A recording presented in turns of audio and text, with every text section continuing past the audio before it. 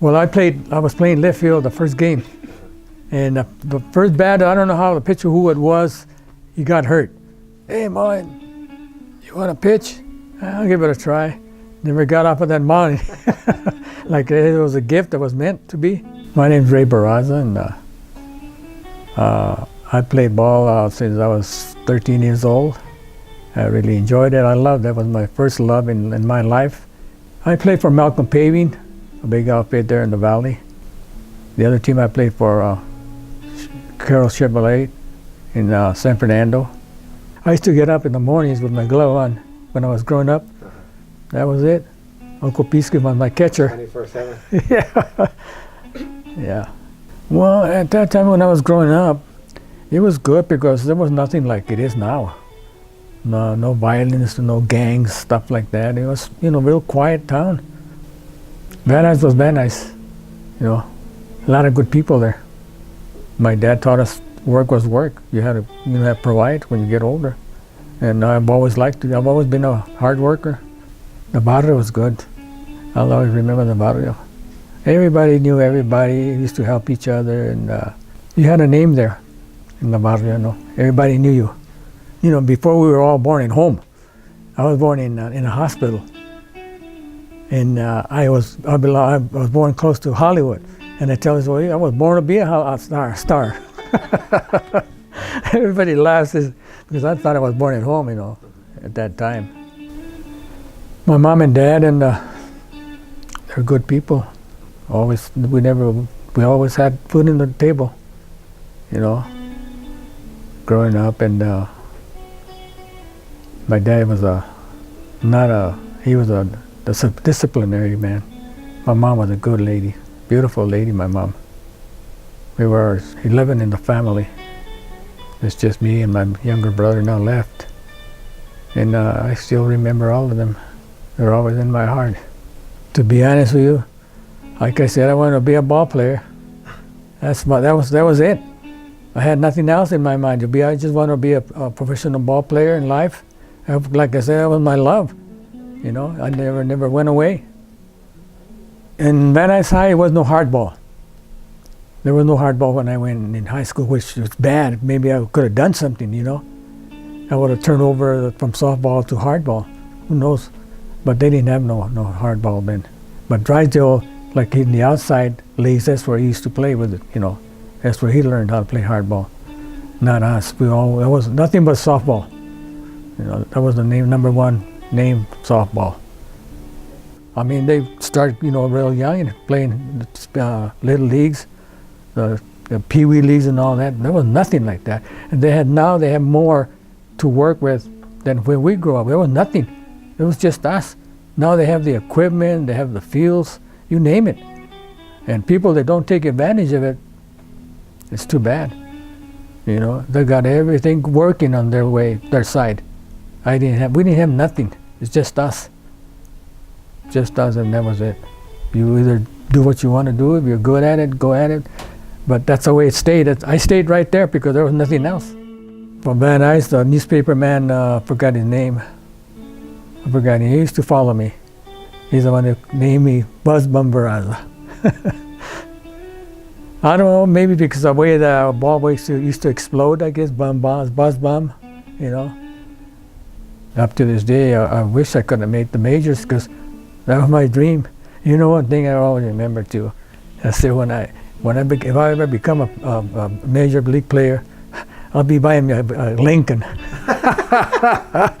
That's funny, but that's always I'll be driving all the barrio there. That was funny. I remember those things, and I started laughing. But it's funny that you start thinking when you're young. When we played in Sherman Oaks, I was already 16, 17. There was an all-star game going. I was chosen as one of the pitchers. There was 3. They were playing Long Beach Hawks from Long Beach. They were world champions. They came up, hey guys, man. At that time I was the smallest and the skinniest. They came in and said, we'll play 7 innings. Because they saw us, so we'll take this guy, no problem. Went 9 innings, 2-1. 2-1 it went. I was the last guy pitching. I don't know, they beat us. But at that time also, there was a scout from the Chicago White Sox. Okay. He came over and talked to me. Oh, really? Yeah, he talked to Were you playing softball at the time? Yeah. Okay. But I don't know, the word gets around. And he asked me, what else do you play any other position? I said, well, I'm not really, but I've always liked shortstop. And he was talking to me, and then he said, okay, took off, got my name, but nothing happened. I guess he saw me too small, and saying, they weren't big guys. And nothing ever happened, but at least, I got that in my mind that a scout, went and talked to me, and, that meant something to me. Yesterday, I met a man that was 95 years old. He said, oh, Ray, I used to go see you play ball, man. And I didn't know him, but he remembered me. Well, my fastest pitch was, I don't know what they call it now, but they call it the riser, But my favorite was, it was something that this older man taught me. He showed me what to do with the ball, and which I did. And it was amazing that ball did when I used to throw it. The ball, the guy, the batter was up. He thought the ball was going to hit him. That ball was tricky, and that was but I hardly threw it though, because I used to rely mostly on my riser, because it was fast. It would come from the bottom all the way up, and they would think it was going to go stay there and it'd go up, and they miss it. They asked my son sometimes, he goes to a store or whatever, and he hears the name Barraza. Hey, you related to Ray Barraza? That's good, And I said, yeah, he's my dad. He says, that's good. My name is got a stamp here in this valley. It makes me happy that I did, leave my name behind, and they remember me. People that are still alive. I went to the book writing. I didn't even know I was going to be autographing books. And my son must have known, because he went all the way down to bring me. I was talking to some friends that I hadn't seen for years on the barrio. Yeah, Dad, they want you over here. Come on. He was pushing me. I didn't even think about it. So let's go, because this was in the outside part of the place where they had the books and everything that all the people were at. And I went in there and said, hey, Ray, sign my books. Oh, I started getting nervous. I couldn't even write my name. But, I didn't see none of the kids that played ball with me. They must, probably gone. Or to me, I think it was their wives, because there wasn't none of them women for me to sign their book. I must have thrown about 15 or 16 of them. Well, that book was from 1930s up until now, the San Fernando Valley.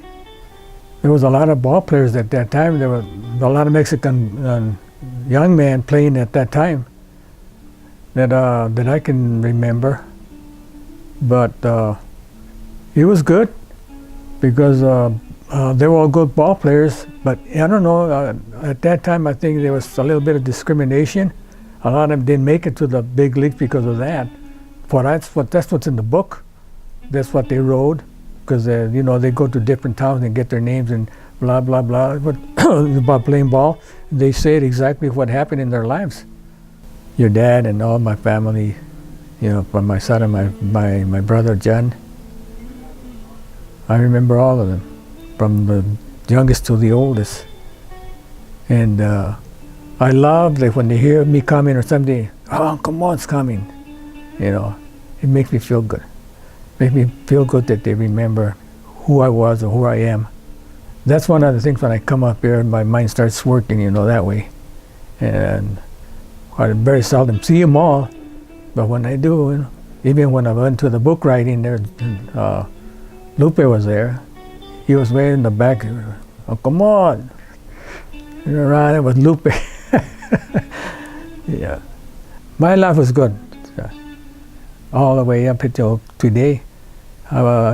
God's grace, I'm still around at my age. All of my kids here, now your kids, I love to hear that they're doing good and they're going to college and getting educated in whatever they want to. And that's what I like. That's what I love about life now. Because, like I said, when I was growing up, there was nothing like that. Nothing. And I wish it would have. I wish it would have been like that, but, life changes. All generations change to this point, and And now it's a must. You got to do what you got to do. You got to get up there in life. You know, you can't stay down. You got to get up and do what you have to do.